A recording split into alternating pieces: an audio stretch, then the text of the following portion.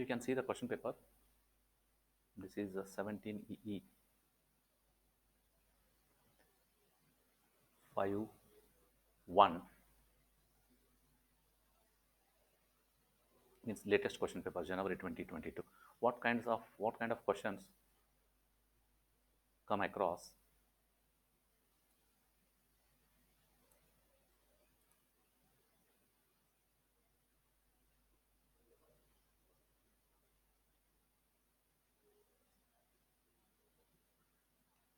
from module 1? What is our module 1?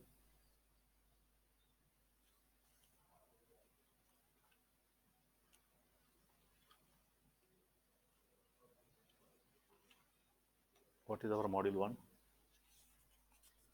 Module 1 is management, planning, and decision making. These three contents are there in module 1. So look at the questions. What is management? We need to give definition of management from different scientists, for different management scientists, or from different management experts. What is management? Discuss the various characteristics of management. We know that management involves planning, organizing, staffing, directing, controlling, communicating, all other things. Those things are to be discussed in this question. What is management, and discuss the various characteristics of management. Means what this management is consisting of. All those points.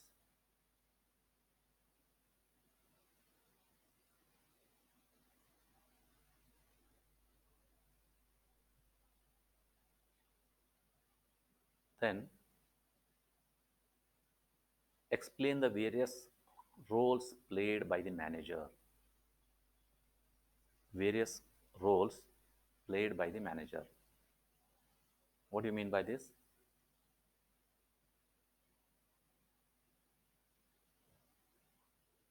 Various roles played by the manager.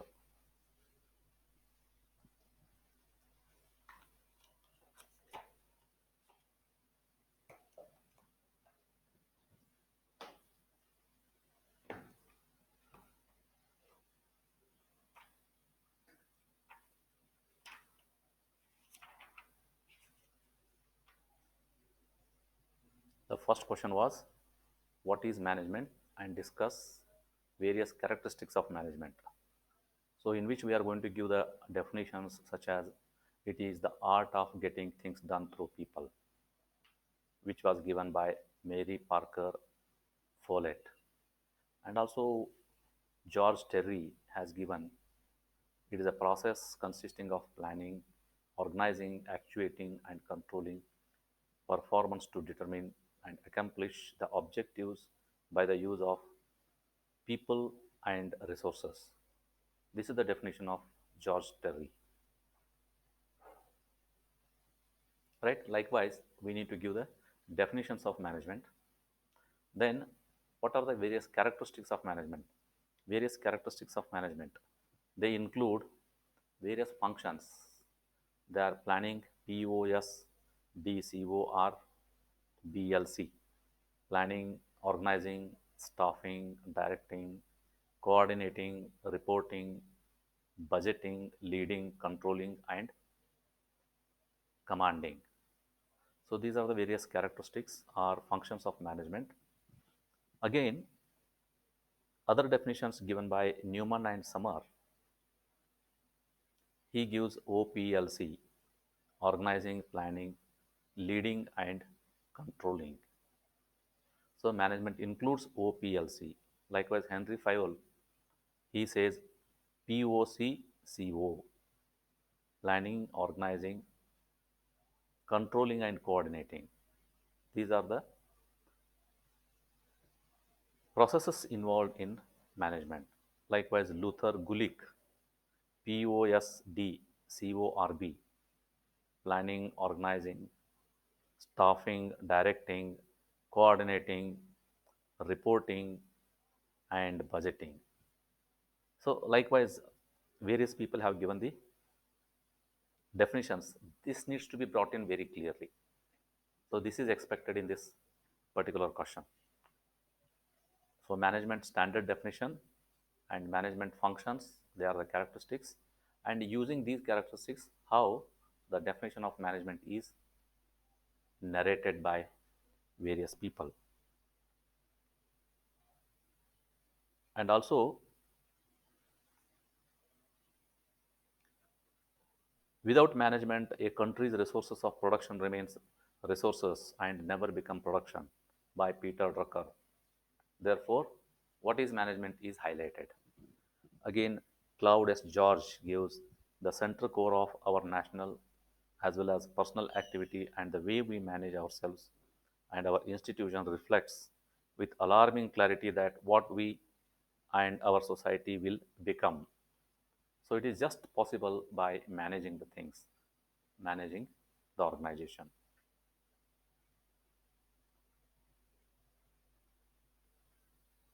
So again, in this, we need to highlight the importance of management. What is management is one thing, definition. What is the importance of management? Management is a critical element in economical development of economical growth of a country. Management is essential in all organized efforts, be it a business activity or in any other activity. Management is the dynamic, life giving element in every organization. So, such points are to be included while answering this question. What is management? Discuss the various characteristics of management. Right? Then the second question is explain the various roles played by a manager. Explain the various roles played by a manager. What are the different roles of a manager? We had discussed there are three different roles. First one is interpersonal role. Interpersonal role. So, in which he acts as a figurehead, means leader. Leader and liaising. Liaising means coordinating between the top and bottom management. The first role is interpersonal role. Second role is informational role. Informational role. That is, he monitors. Monitors means he gathers the information what is happening.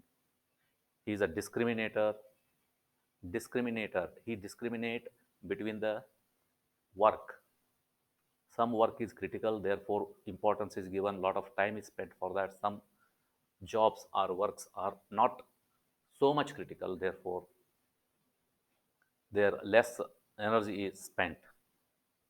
Then spokesman, he acts as a spokesman. This role comes under informational role. Spokesman means he carries the information by the subordinates to the top management. He acts as a mediator between the top and bottom level management. Spokesman. Then the third role is decision roles. Decision roles. So he sometimes acts as an entrepreneur because at times maybe there are no guidelines what to do, how to go about this particular problem. So he takes his own decision based on the judgment and experience. What is good for the organization and the organization? What is good for the organization means organization includes people. Organization includes machines. Organization includes material.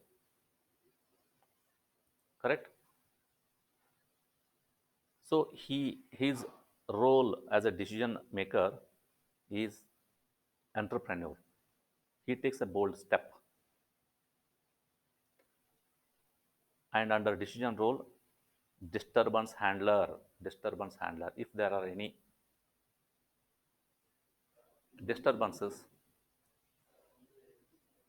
maybe at the bottom level or at the top level, he tries to manage them. he tries to join them so that things happen in a proper way. Then resource allocator. Maybe it is a machine, maybe it is a manpower, maybe it is a raw material. So depending upon the market need, depending upon the demand from the market, he tries to manage the resources. Resources include three things. Remember, resources include three things. One is the man means labor. Second one is the material means raw material. Third one is the machines.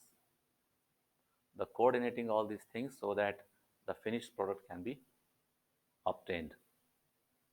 So to get the expected level of finished products, he allocates the resources. Then negotiator, he acts as a negotiator. Maybe sometimes the raw material is not available. Maybe sometimes the manpower is in short. Maybe sometimes the machines are under service. So during such things, he negotiates with the marketing department so that he will be able to produce only this much. So accordingly, this we are talking about the role of a manager in production department. Similarly, there is a role of a manager in marketing department. He will also he will also follow all this, play all these roles in his activity, in his activity. So likewise, roles of a manager, there are three main roles: interpersonal role, informational role, and decision role. Under interpersonal, we see figurehead, leader, listening. Under informational role, we observe monitoring, discriminating, and spokesman. And under decision role, we see entrepreneurship, disturbance handler, resource allocator, and negotiator. So this is what is expected under the question. Explain the various roles played by the manager. Then the third question. Discuss whether management is an art, science, or profession. Discuss whether the management is an art, science, or profession.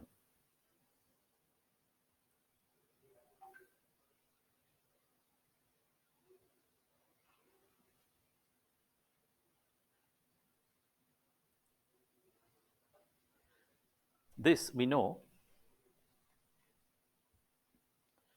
that management is called as a art by some of the scientists, and some people said management is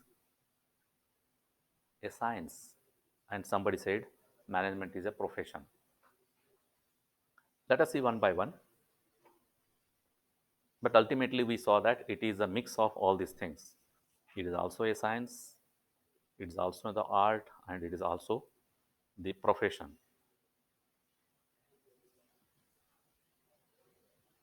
So, under which we are going to discuss how and why it is called an art. Art. If something is to be called as an art, one question has to be answered. One question is to be answered. It is something like somebody is walking on the rope. Somebody is walking on the rope.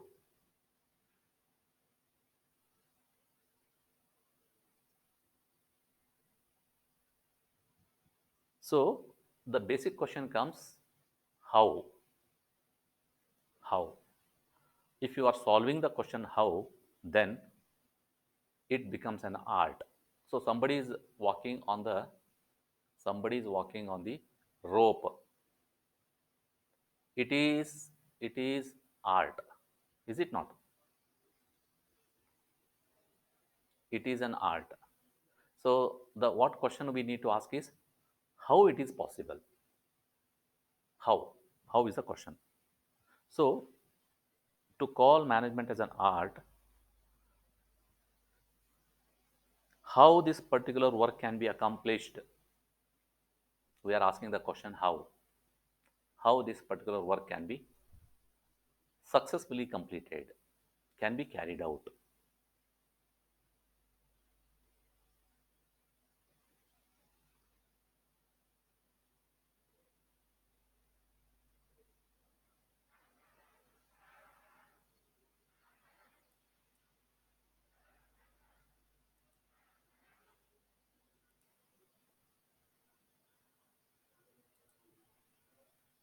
Harish,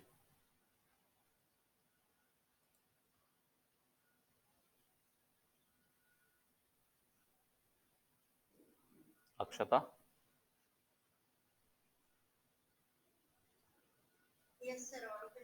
Okay. Question paper is visible.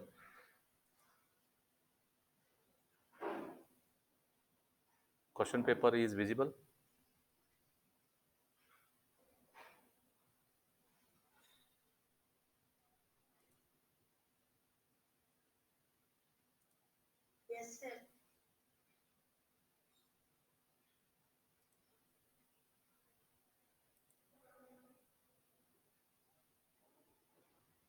Yes. So what we were discussing whether the management is an art. To say it is an art, we have to look at the question how. So there are two important points we need to consider. Understanding of how a particular work can be accomplished. Walking on rope, anybody can do it. Likewise, managing an organization, anybody can do it. Only thing is, only thing what we need to understand is how it is to be done. Second one is own skills comprising his vision, knowledge of craft, and successful communication, like painter or a musician. Some music is so pleasing, so soothing, so simply we like it. See that music has come from the instrument. Instrument is actually not alive, but that music becomes alive by a person who is playing it, and what he knows is how to play, how to play. So if the instrument is properly played, it becomes an art, like a musician playing a music, painter creating a painting. He knows how to do it. Therefore, it becomes so beautiful, so acceptable, so wonderful. In the same way, management also can be, because in management there are some resources and there are people. If we properly tune these two, then it becomes an art. It becomes a wonderful organization by knowing the question how. Second thing is management. Is it a science? Certainly, yes, it is a science. Some people said it is a science because there they try to answer the question why. Why it is happening like this? Why it is happening in this way? So we call any discipline as a science. We call any discipline as a science if there is a proper method of inquiry and they are systematic and empirical. So methodically, if we start asking why it is like this, why it is like this, why it is like this, we go on getting the answer. There is a thumb rule. There is a thumb rule. If you ask 7 times why to any question, you are going to get the last answer. Last answer. That is science. So management is also a method wherein we use systematic inquiry so that the question why is solved, why it is happening in this way. If you ask if The raw material is, if the raw material supply is not proper, and if you ask a question, why the raw material supply is not proper, then you'll get an answer. Try to solve that. Try to solve another, ask another question. Ask another question. Likewise, go on asking the question why. Ultimately, we get the solution. If we are able to solve that question, then it becomes a wonderful organization. It becomes a wonderful management. Information can be ordered and analyzed, because when we ask the question why, we get a lot of information. That information can be analyzed. So after analysis of the information, it is something like you are doing an experiment and you get a tabular column, x versus y. Then you plot a graph, and whether this graph is in line with the standard graph. If it is yes, why it is yes. If it is not, why it is no. So this is a science. This is a science. Results are cumulative and communicable. Once we get the data, we analyze it, and from the analysis we get a conclusion. Yes, this is the exact reason why the behavior is like this. Behavior of the organization is something like this. Then by tuning it, by changing it, we get the right kind of way to manage the organization. Therefore, when we solve the question why, when we solve the question why, it becomes a science. Then the third one is profession. Whether the management, is it a profession? Yes. McFarland gave the characteristics of profession. How, to what we can call as a profession. He says existence of organized and systematic knowledge. If this exists, then it is a profession. Just imagine, any person can become a doctor. Yes or no? Any person can become an engineer. Yes or no? Any person can become a businessman. Yes or no? Everywhere it is yes. Provided, provided there is an existence of organized and systematic knowledge, and that knowledge you can acquire. You can learn. See, profession means you can profess it, you can have it by looking into the organized and systematic knowledge. Formalized methods of acquiring the training and experience. Yes, because there are professional schools and colleges, professional colleges, they will teach you, they will teach you how you can acquire this particular knowledge. After acquiring that knowledge, you become an experienced person and you become a proficient in that particular domain. Similar way, management is also the case. When a person can become a space scientist, definitely a person can become a good manager by acquiring those skills and trainings. The existence of an association with professionalism as a goal. Yeah, keeping in the mind, keeping in the mind and going towards the goal, and on the journey acquire the proper professional knowledges about management, can become a good manager. Existence of ethical code to regulate the behavior of the members of the profession. Yes, you are into engineers association, there is a code of ethics for engineers. If you are into doctors association, there is a code of ethics for doctors. We need to follow that. Therefore, we behave in a common best way for the society. In the same way, all the management people, they do have code of ethics to become a manager or a member of that particular organization. It also teaches, gives the experience to become a human into a good manager. Therefore, it can be called as a profession. So this is how, by asking how, art, by asking why, science, and by acquiring the systematic knowledge, a profession. This is how the management can be seen in three dimensions, as a art, as a science, and profession. So this is the kind of answer expected for this particular question. Then let us see further.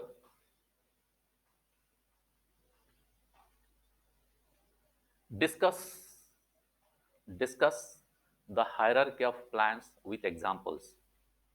Discuss the hierarchy of plans with examples. Hierarchy of plans. See this question, plans. Where are we now? Hierarchy of plans means it starts with vision. Vision is the highest plan. Vision is the highest plan. There are different types of plans,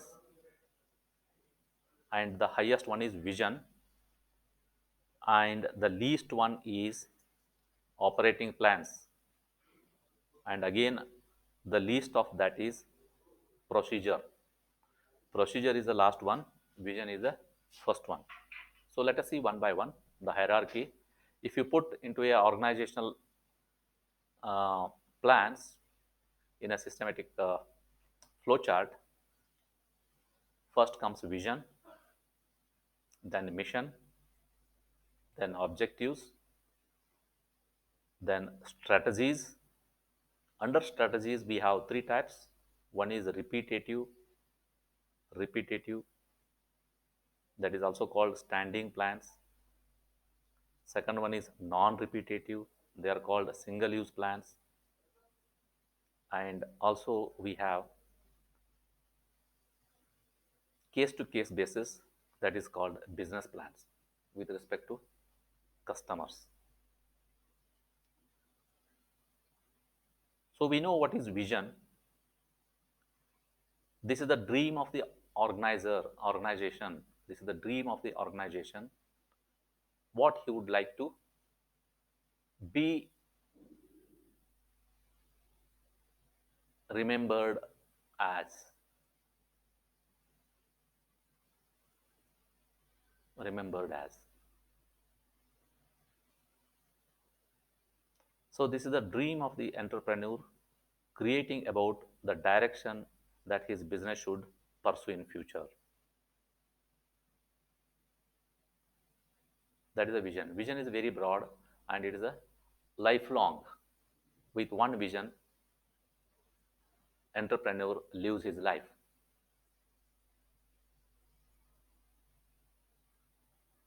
Then comes the mission. Mission is the guidelines. Guidelines means the it guides the development of the strategies to accomplish the vision. So to reach the vision, it gives some guidelines. So by doing this, by doing this, I'm going to reach the vision. Then objectives. Objectives are the goals, small goals, so that put together it takes you towards the vision. Objectives are the goals or aims that the management wishes the organization to achieve in pursuit of its mission. An organization's objectives take into account of all the stakeholders and specify a common viewpoint acceptable to all. So under objectives, we write, we will do this one, two, three, four, five activities. So in these five activities, all the stakeholders of the organizations are considered and try to do those activities so that try to do those activities guided by the mission, which will takes us towards achieving the vision. Then strategies. It's a plan that takes SWOT factors into account and provides an optimum match between form and the environment. Two important activities are involved in strategy formulation. One is the environmental approach, second one is the corporate approach. So strategies are again the decisions which will involve environmental or corporate appraisal. So taking care of what the corporate would like to want, taking care of the environment around whether my decisions are okay with this environment, whether this environment accepts my decisions of progress. So taking care of those things, particular decisions are made and they are implemented so that vision is achieved. Then we have operational plans. By having the strategies, the next subsection is operational plans. These plans act as means of implementing the organizational strategy. They provide the details of how the strategy will be accomplished. Suppose the strategy is to give the health to 10% of the Indian Indians. To 10% of the Indians, we would like to extend the health. So that is a vision. Then we make certain strategies. How it is possible? By opening the hospitals, by giving the free service, also by giving the insurances at lowest possible premiums, and educating the people on good diet, good living. All these things they become strategic plans, and under which operation plans, what is the resource manpower required to carry out each of the activity there, so that by the end of the year we achieve 10% of the Indians will be healthy as per the expected health level. So likewise we have vision, mission, objectives, strategies, and operational plans. Operational plans means exactly the implementing stage. So this answer is expected in hierarchy of plans with examples. Examples also you can give. Any example will be good for explaining this vision, mission, objectives, strategies, and operating plans. The next question is, what is decision? What are the different steps involved in planning? What are the different steps involved in planning? And explain. Explain. Yes, we know there are 8 steps involved in planning. And also we know that planning is the basic step in any management. Without planning, there is no management. There are 8 steps. Let us see one by one. First one is establishing verifiable goals or set of goals to be achieved. First, we have to write down the goals. That is the first step. And those goals should be achievable. Achievable. That's very important. Second one is establishing planning premises. Planning premises. Internal and external premises, tangible and intangible premises, controllable and non-controllable premises. Premises is the area of operation. Okay, planning premises means assumptions of the future. So assuming because all the planning is done for the future. Planning cannot be done for the past. Planning cannot be done for the present, because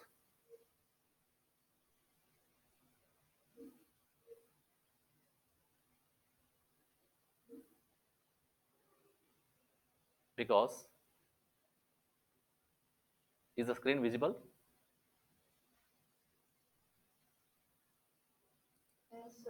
Okay.